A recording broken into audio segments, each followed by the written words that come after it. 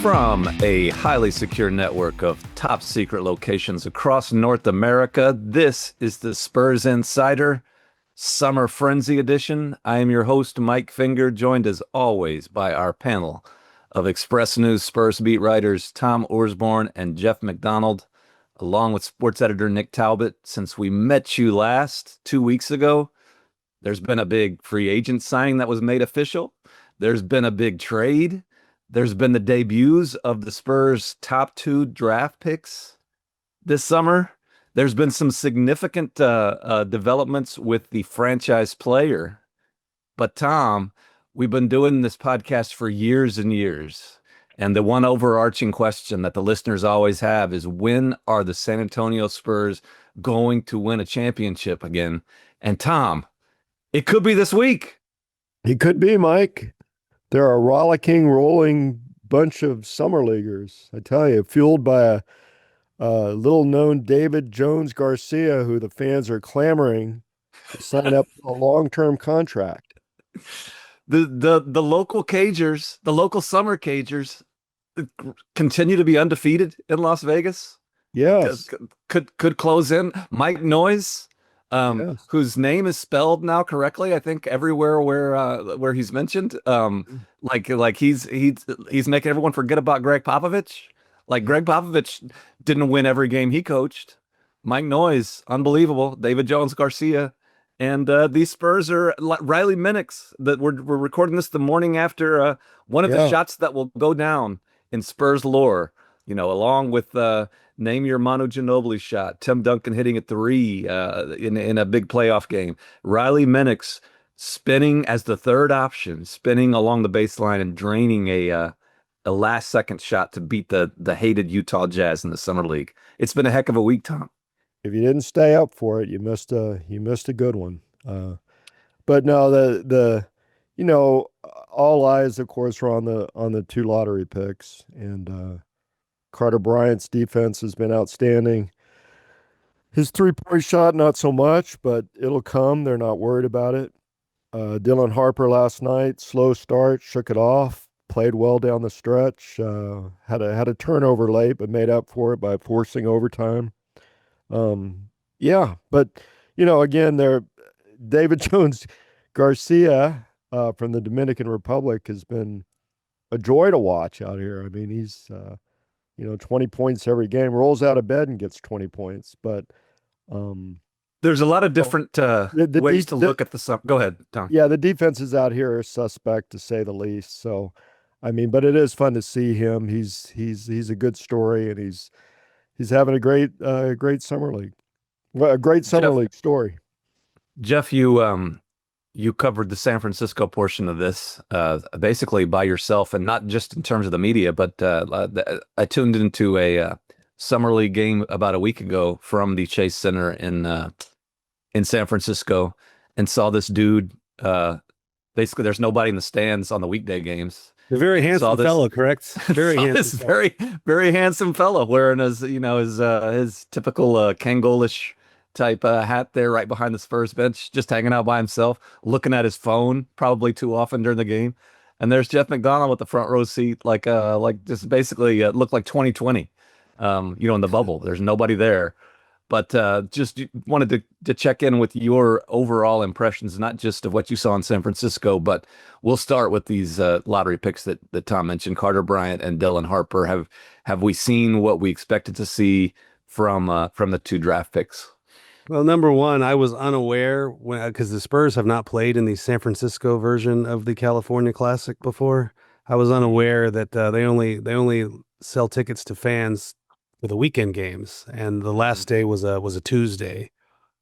So it was just media and team execs and team officials and maybe some people that just worked in the building were comprised the audience there, and so I got to sit wherever I wanted, and I chose to sit directly behind the Spurs bench, so of course I could spy on it. That was very fun. But the two lottery picks, yeah, I think I'm not going to break any news here, but I think too much can be made of Summer League, both positively and negatively. Like the no matter what happens, it doesn't really matter. I mean, I guess it's better when guys do good as opposed to bad. But if both those guys had shown up and just wet the bed, I wouldn't be freaking out about it. But they both showed some good things. Carter, the part that I saw, I did not see Dylan Harper play in person. I've been watching on television from Vegas, but Dylan did not play in San Francisco. But I did get a couple games of Carter Bryant, and his head was swimming those first two games. There's no doubt about it. And going back to what I mentioned earlier, sitting right behind the bench that game, you could really see it. You could hear the coaches talking about it. Like, oh, Carter's got to learn the plays, man, and stuff like that. And that's to be expected for a guy that 10 days earlier was walking the stage in Brooklyn and getting drafted. Like the turnaround between when those guys get drafted and when they're asked to play in a game for a new team is kind of crazy. And so anytime any of those guys does anything positively, I'm like, wow, that's pretty good, because I would be terrible in that situation. But Carter's defense has been the thing that we've seen, and we saw it particularly that game against Dallas, I guess it's the second one the Spurs played in Vegas, where he had to guard Cooper Flag a lot, and you could really see his value there. He's going to have to, polish up that offensive game. I don't think anybody would argue with that, to get NBA minutes. Like you see people overreact to, oh, he's such a great defender, and I can't wait to see him and Sohan and Steph Castle and Victor all in one defensive line. Well, it's going to be a while for that in the NBA. I think Carter Bryant is still a guy that's going to spend a good portion of his rookie season in the G League, kind of working on a lot of the things we talked about, just shoring up that offensive game. And then Dylan Harper's debut in Vegas, I think he's pretty much been what you want and what you expected, and you can see why he was the number one pick. Just really crafty, really able to get to his spots offensively. People didn't talk about it enough, but they talked about a little coming to the draft about his defensive skills, and we've seen a little bit of that in Vegas. He's got some defensive. He pays attention on the defensive end a lot. Like you've seen some blocks and some. He's not just a one-way player. So I think both debuts. I mean, I don't think either of them had just completely set the world on fire, but I think they give you positive things to look at, and they're about what you'd expect from a summer league. Yeah, I'm not sure I was thinking, watching Dylan Harper play, I'm not sure the Spurs have had a lead guard quite like him. Yes, in a long time. Like it's a whole different dynamic. And size wise, DeJounte Murray was a bigger guard. Derek White wasn't small, but he's not Tony Parker. He's not De'Aaron Fox. He's a different type of guy, and it's really sort of fun to watch. Like Jeff said, the way he can get to his spots and the way he gets when Tony was a great paint finisher, one of the greatest actually during his peak and he just had this knack. He was a little guy who could get to the rim and finish down there and scored a bunch of paint points. Dylan Harper does it in a different way, where he's just bigger, and that brings a dimension that I think could be really cool on this team. Even if he's playing with De'Aaron Fox, I think you see, like Jeff said, you see exactly why Dylan Harper was the number 2 overall pick. It's not a matter of being dominant in Summer League. In many ways, like Summer League is made for guys, and not to dump on David Jones-Garcia, but Summer League is made for the David Jones-Garcias of the world to if you have a little bit of experience and you're not overwhelmed and you've been playing at this level for a while, you're going to have the opportunity to do some things that maybe Dylan Harper and Carter Bryant aren't ready to do yet. I mean, you go over the history. What was Tim Duncan's first Summer League game? Pretty forgettable. Vicor Wembanyama's first Summer League game, pretty forgettable. And they ended up being unanimous Rookie of the Year winners. So yeah, and it Tom had a great story on David in the newspaper last week, and he's inspirational. The guy who plugs away and comes from the Dominican Republic, and it would be great if he ends up getting a 2-way spot. I'm not sure it's guaranteed that he gets a 2-way spot. No, just because it's not. Summer League is so different. And yeah, he looked great in Summer League, but Summer League is really not a good facsimile of NBA basketball.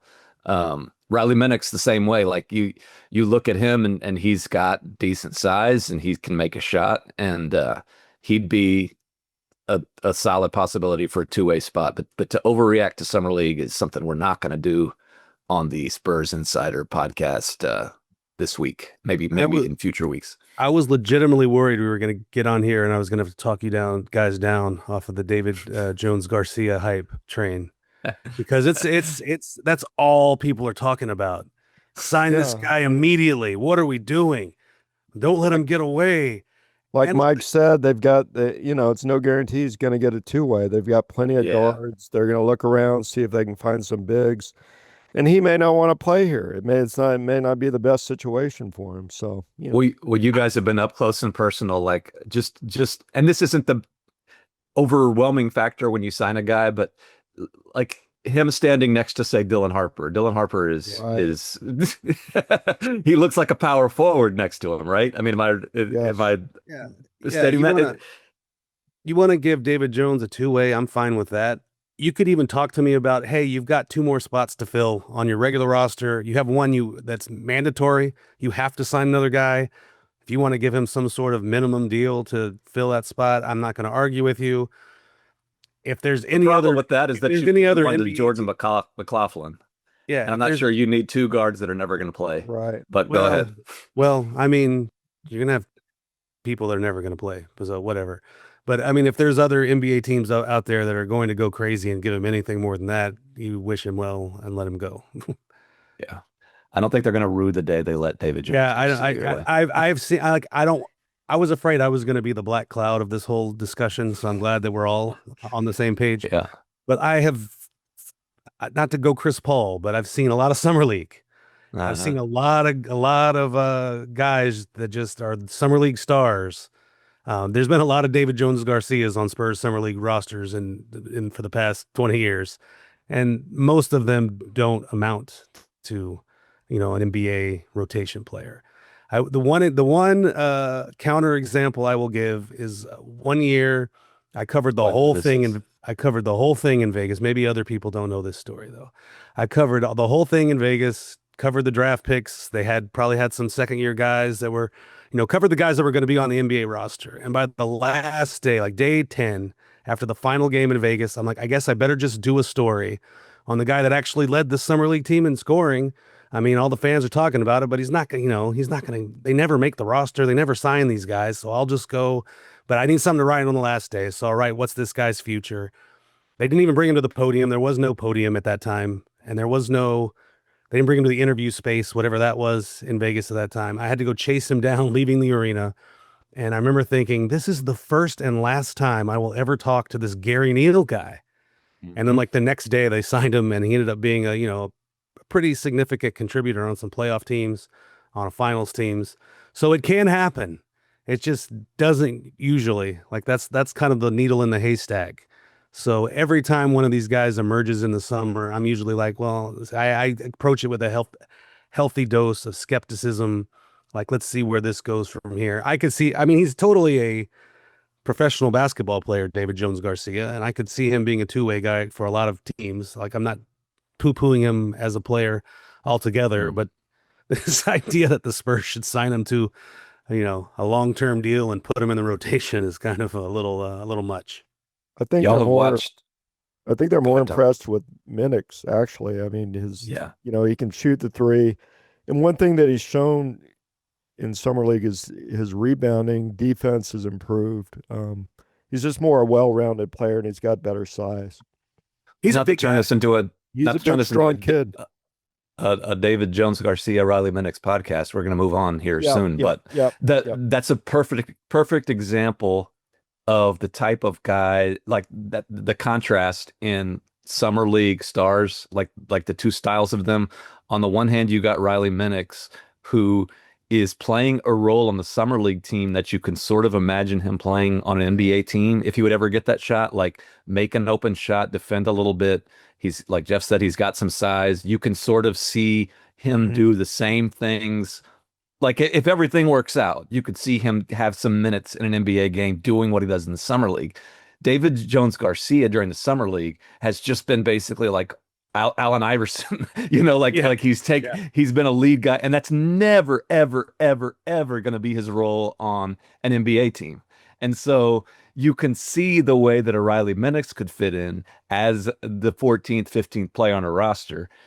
As the 14th, 15th player on your NBA roster, you probably don't want a guy who needs to be ball dominant and Allen Iverson and Kobe Bryant, taking every shot. Correct. Like it's just not going to work that way. It's funny to me that like some of the same people that were like the Spurs shouldn't draft Dylan Harper. They have too many guards. Are now like, let's sign David Jones-Garcia. It's like it doesn't make sense. The Riley Minix thing. I mean, the Spurs famously need shooters, so I would be a little surprised if Riley Minix isn't in the program somewhere when this all shakes out. If it's another two-way deal and he's one of those guys, maybe that's it. But I would be surprised if he's not one of the 18 guys by the end of this that the Spurs are allowed to have under contract of some sort. I would be a little surprised. You guys would know this. He's not. This is not a shot necessarily, but have the Spurs had a two-way player success story recently? Like Drew Eubanks worked his way up from two-way into carved out a nice NBA career, as Greg Popovich used to say. That you see a lot around the league. Every now and then, a two-way guy becomes a rotation player, but it seems like the Spurs have been kind of a dry spell in terms of turning two-way guys into significant contributors. Am I wrong about that? No, Eubanks was a good story. He's like like Pop said, he carved a career. That's been a few years though. Like who would like to see a little more from like the CD Sissoko really hasn't caught on. He got moved on. Harrison Ingram, the jury is still big out on that. Who would be the next guy like Bassey? Bassey, yeah. It's just been they haven't had those kind of lottery tickets pan out recently, and it is a crapshoot, but. Maybe we'll see a guy like Riley Minix move up from two-way guy to, top 10 rotation player somewhere at some point. I could see it. The fans do not want to listen to more David Jones-Garcia, Riley Minix. I actually disagree with you. I think that's all they want to talk about, judging from social media. I disagree. We discussed Luke Cornett last podcast. He was made official since then. Tom went and graded him. Heard him talk about how he wants to be third of the player that Tim Duncan was as number 7. That was a good line, but we probably don't need to get too deep on Luke Cornett, who we discussed a lot last time. There was a trade, adding another center to back up Victor Wembanyama, kind of the contrasting backup style to Luke Cornett, who went from outside to inside and now is an old school offensive rebound, defensive rebound, a finisher at the rim, never ventures outside the three-point line. In Kelly Olynyk, who the Spurs traded for, you have that stretch 5, who is an accomplished three-point shooter, adds that kind of dimension to the rotation, and I think that's a pretty good way to use the combined talents of Malachi Branham and Blake Wesley, who remain together, remain joined at the hip ever since they were drafted together. What do we think about that deal? Well, it's going to be interesting to see how the rotations shake out, how much time those guys see on the court with Wemby. We talk about him strictly in backup old school thinking, but yeah, I mean, Mitch and the coaching staff have a lot of things to shake out on how to implement all these new pieces. I like adding that tool to the toolkit. A stretch big. I mean, we talked about how the Spurs need shooting, and here's a guy that I believe Olynyk hit 40% last year. Like, I know he wasn't shooting like a Steph Curry-esque volume, right? But he's a guy that can knock him down, and he's a veteran guy. That's been around the block a few times, and I think at this stage of the Spurs life cycle, it's not a bad idea to have a few of those guys around who can, who know the deal, not saying he'll be Chris Paul in that scenario, but just another veteran voice will be good to have around, and I think Olynyk can still play a bit too, so you'll see him, contribute in the ways that we've talked about. And it gives you options, right? With their games when the Spurs the last year or so just were getting so pummeled on the glass that they needed a big guy to get in there and just be big for a little bit and do big guy things. And in those type of games where you're just getting overwhelmed, you can probably see more Luke Cornett. And then there are games when they need some where maybe the opposing team goes small and is playing fast, and you need 3-point shooting. Olynyk can play there. I think it gives Mitch Johnson options to use Yeah, a one or lot the of other. options. You're not going to necessarily see all three of those big guys, counting Victor, play. Certainly not at the same time. Maybe not even in the same night. There might be one night might be an Olynyk night. One night might be a Cornett night. There's going to be nights when Victor misses games like every NBA player does. It gives you some options. And in terms of bidding farewell to Malachi Branham and Blake Wesley, I know Jeff has the patent answer to this, which I know is coming. But those picks, in retrospect, kind of disappointing. You had you had 3 first rounders that year. Took Jeremy Sohan in the top 10, and we're hoping to hit on either Malachi or Blake. And neither really panned out as a rotation guy. But Jeff, your response is? I mean, it was genius. It helped you get Victor. That's it. That's it. If they would have taken a better player there with one of those top 30 picks in Malachi and Blake, they wouldn't have got Wemby. It's the greatest get out of jail free card ever for Brian Wright. Why didn't you take Tyrese Halliburton? Well, if we did, we wouldn't have Wemby. Why'd you take Primo? Well, we didn't. We'd have Wemby. It's pretty great. It's pretty great. And in fairness, I think a lot of things the Spurs have done since getting Wemby have been pretty great. But a lot of those interim draft picks, because we don't need to talk about it, but because you're just taking swings at that point. Before you have your Wemby, you're rolling dice and taking swings, and they had been so good at those. The Spurs had been sort of spoiled with their late first round picks over the years. I mean, over and over and over again, they got guys who are part of the foundation or building block pieces, from Derek White to DeJounte Murray, even Keldon Johnson. There's a long list of those guys, and you can go back farther than that, obviously. But I think we figured out they're really good in the top 5 and like second to last in the first round. Anything in between is, I don't know. But I think to use those picks or to use those players, Malachi and Blake, on a guy like Olynyk, I think that's a good use of assets. Worked out. And as we mentioned, still 2 open spots left, so we'll see how that. Gotta wish Malachi and Blake well going forward to Washington. They were good soldiers here, even though they didn't pan out. We always talked about if Blake had Malachi's shot or Malachi had Blake's defense, that'd be one pretty good NBA player. But when you separate those 2 talents in 2 different bodies, it's not as good. Yeah. So it just didn't work out for them here, and there was going to be no way they were playing on this route. Like, it was going to take some disasters to happen for those two to end up playing on this roster. Now that you have Steph Castle, you have De'Aaron Fox, you have Dylan Harper, you're already going to have trouble getting the guys you want to play on the floor. Guys like Malachi and Blake, like, they had their shot to show what they, how they could be a part of it, and it just didn't work out for them. So I think that's important too. Good to flip them for something that does help you.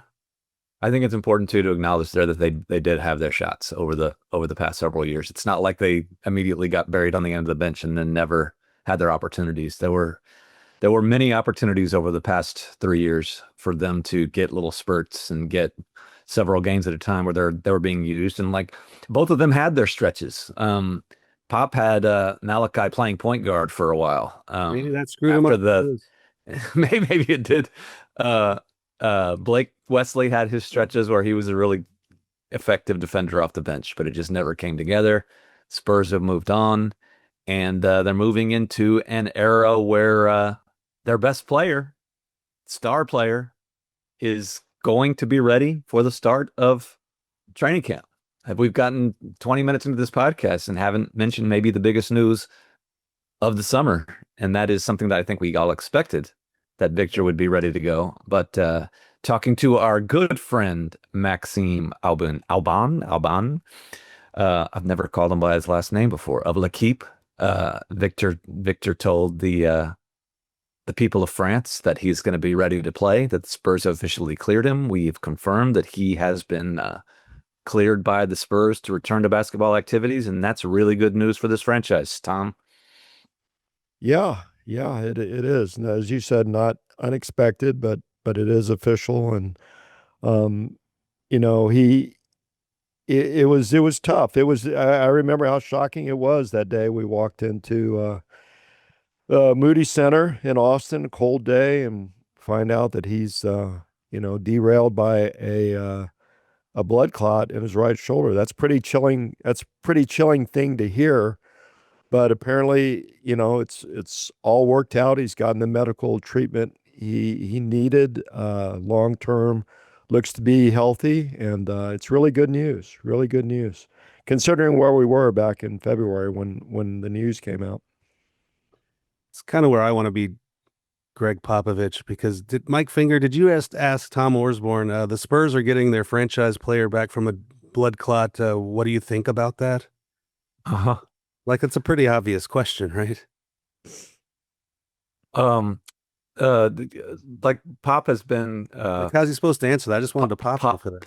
Pop has been officially retired for a few months. You answered the way I answered it. It was really Pop hasn't been around. Pop really has. We haven't done a Greg Popovich press conference question and answer wise since last October. We mentioned November many times, or November. So it I think it's the first week in November, wasn't it? Yeah. First week. So, and we've talked on this podcast for years about how a little lazy there with the questions, about how he's kept us honest, and about how you learn to ask better questions. And when you spend time away from Pop, you develop lazy habits. You don't have anybody there to jump on you for asking asinine questions. And that was an example of that. Like he hasn't been around to keep me honest. So I asked Tom a pretty obvious question that Pop would have said, "Did you stay up all night thinking about that?" No, we're upset about it. We don't want to play. He's terrible. Well, you asked Mitch Johnson that question, he would answer much in the way your kind colleague Tom Orsborn. I mean, yeah, right, because Mitch let you slide. February. Yeah, so Victor will be ready. Seemingly, I think that there's probably some you never want to take anything for granted all the way that he's gonna be there on opening day. There's still issues to deal with, and going through what he went through. You don't want to take anything for granted, but it's good news. And to have that group together to start out, as Jeff mentioned, Carter Bryant might not be part of the rotation right away. But I think Dylan Harper will be. And I guess, Jeff, do you want to take a guess as to what the lineup looks like on opening day? If Victor's ready, Dylan Harper's ready, everybody's ready. I think I've had my guess, and I've mentioned it before. But who's your starting five? I think there are 4 players that I would lock into the opening day starting lineup. And I'm not saying it would stay that way the entire year, but on the first night of the season, I think you will definitely see De'Aaron Fox in the starting lineup. I think you'll definitely see Devin Vassell in the starting lineup. I think you'll definitely see Harrison Barnes in the starting lineup. And I think you'll definitely see Vicor Wembanyama in the starting lineup. And the only spot I don't know about, is do you start Steph there, which I think they probably do, or do you put Dylan there from the get-go? But I think it's going to be Steph Castle and Dylan starting his career off the bench. That's exactly what they did with Steph last year. Let him work his way in, get his feet wet off the bench. So I'd put Steph in that group of 4 that I just mentioned, and I think that's your opening day starting 5. No Jones-Garcia. No. He's going to sign a max deal with the Lakers. Okay. Heard it here first. Aggregate that if you want. All you aggregate. Can you imagine if he, not the max deal, but if he just like signed with the Lakers, the freak out in certain quarters that would create? Because it's like our friend of the podcast in Portland, Sean Hyken, has the thing that he calls the prestige zone. That when some guy who's been a journeyman his entire career signs with either the Lakers or the Celtics or the Knicks. Sometimes I think the Warriors are a prestige zone team now, that automatically they become better. Like everyone talks about them, national media throughout the league. It's like, oh, these guys, this guy is good now. Like if Dalton Connect had been drafted by the Hornets no one would care about him. But when he was drafted by the Lakers, it was like he's going to be the next coming of Larry Bird. Yeah. Charles Bassey could be the next Bill Russell. Exactly. But so like if David Jones-Garcia doesn't get signed by the Spurs and signs, that's what happened with Lonnie Walker. Remember when Lonnie Walker was a Laker for a little bit? Like everyone was freaking out about how great Lonnie Walker looked as a Laker, and well, the Spurs messed up, and now he's this he could be LeBron's running mate for years to come. Lonnie Walker. It didn't really work out that way, but I think that would be the most hilarious outcome for David Jones-Garcia is to sign with the Lakers. I'm sort of rooting for that to happen now. That would be fun.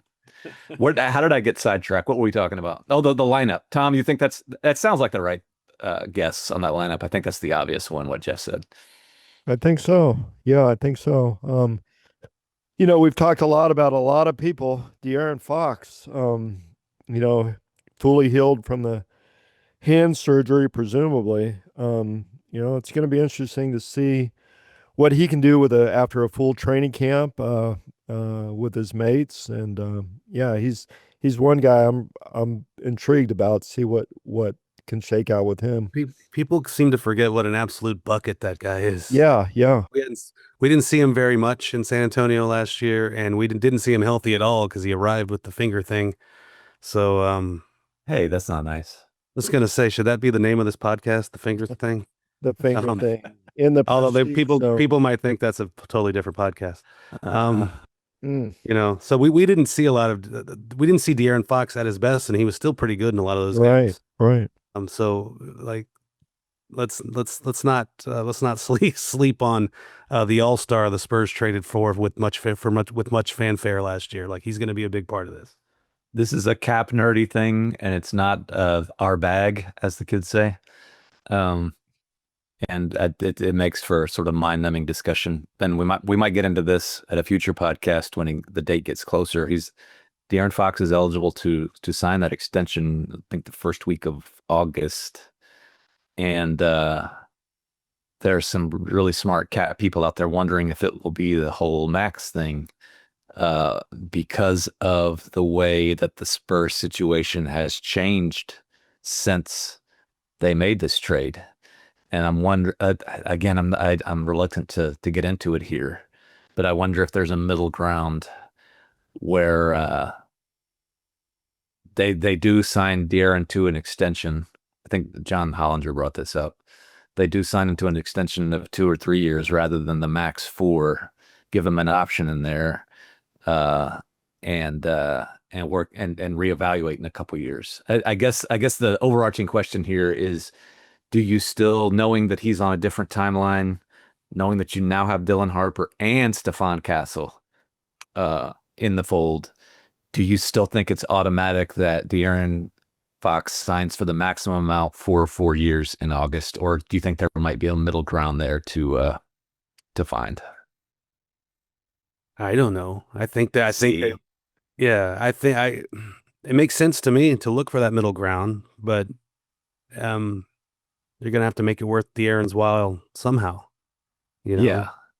I think the option that Hollinger threw out there was to give him his $50 million for the next 2 years, give him an option for the third year, and where he's still making what he would make under the extension.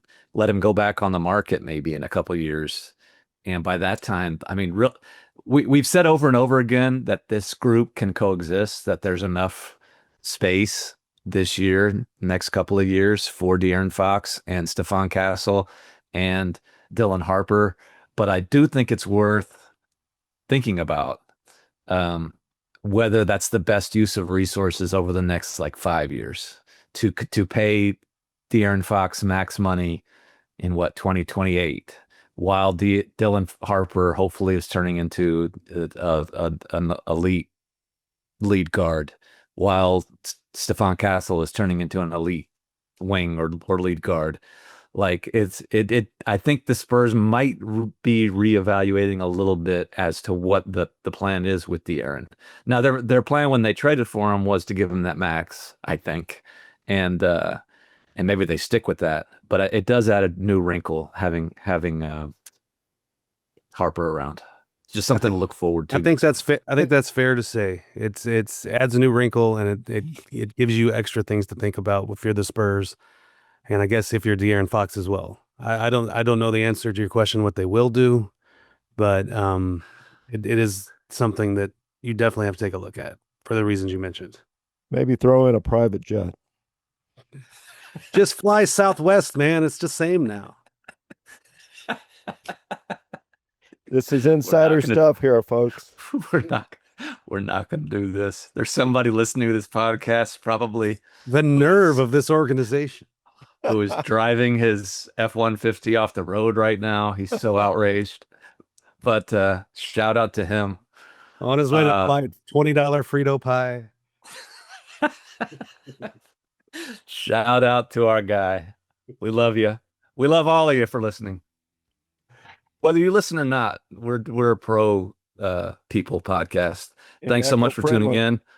We'll be back. We'll be back in a couple of weeks. Until the next time, take care of each other and keep it real.